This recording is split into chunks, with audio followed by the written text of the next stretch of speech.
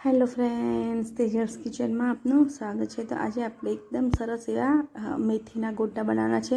જેવા લારી પર મળે છે એવા જ બિલકુલ સોફ્ટ અને એકદમ જાળીદાર અને વ્હાઈટ જ ગોટા બનાવવાના છે। તો તેના માટે મેં અહીં 2 કપ બેસન લીધું છે અને બેસનને હંમેશા ચાળીને જ ઉપયોગમાં લેવાનું છે।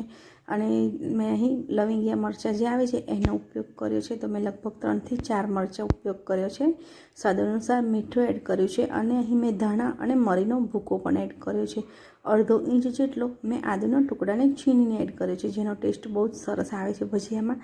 અને ખાંડ એડ કરી છે। હવે બધું જ વસ્તુ આપણે એકદમ સરસ મિક્સ કરી લઈશું અને જોઈએ એ પ્રમાણે પાણી લઈને આપણે એને બેટર બનાવી લઈશું।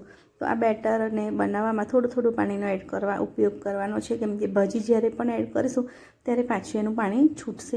એટલે આપણે બેટરને આ રીતનું થીક રાખવાનું છે, ઢીલું નથી કરી દેવાનું। તો જોઈ શકો છો। અને અજમો હું ભૂલી ગઈ હતી, જે ભજીયાની જાન છે કે ગોટાની જાન છે, તો એ મેં એડ કર્યો છે। અને મેં અહીં 1 જોડી જેટલી મેથી લીધી છે। તો મેથી મેં જેટલું બેસન લીધું છે એટલી જ મેથી લીધી છે। તો મેં માપશો તો 2 કપ જેટલી મેથી થશે।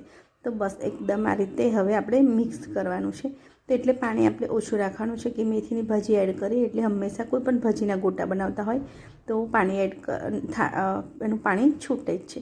તો બસ આપણે આ રીતે હવે લગભગ 5 થી 7 મિનિટ સુધી આ બેટરને આ રીતે એક જ સાઈડમાંથી ફીણવાનું છે, એક જ દિશામાં ફીણવાનું છે। તો 5 મિનિટ સુધી આપણે આ રીતે એને ફીણવાનું છે। બસ ફીણાઈ જાય એટલે ગોટાનો કલર પણ ચેન્જ થઈ જશે। અને અહીં મેં 1 ચમચી જેટલો ઈનો જે પાઉચ એડ કર્યું છે અને ગરમ તેલ એડ કર્યું છે। તો હવે ફરીથી આપણે 5 મિનિટ ફીણવાનું છે, જેથી કરીને ઈનો જે એડ કર્યો હોય એની બધી જ ફ્લેવર એકદમ સરસ એવી બેસી જાય।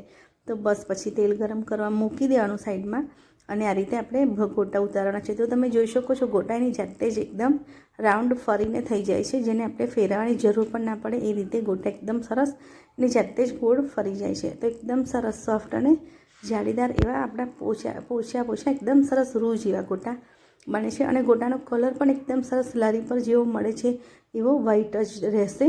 ઘણી વખતે એવું થતું હોય છે કે ગોટાનો કલર ચેન્જ થઈ જતો હોય છે, લાલ થઈ જતા હોય છે, પણ તમે ગમે એટલા આને ચડવશો કે ગમે એટલા એમને તમે ક્રિસ્પી કરશો તો પણ ગોટાનો કલર સહેજ પણ ચેન્જ નહીં થઈ જાય, એકદમ જ વ્હાઈટ ગોટા રેડી થશે। તો તમે જોઈ શકો છો એકદમ સુપર ટેસ્ટી એવા ગોટા જોઈને જ ખાવાનું મન થઈ જાય અને મોંમાં પાણી આવી જાય એવા આપણા ગોટા રેડી છે। તો થોડા કરીને આપણે એને કાઢી લઈશું। તો આ ગોટાને મેં અહીં કઢી સાથે સર્વ કર્યા છે।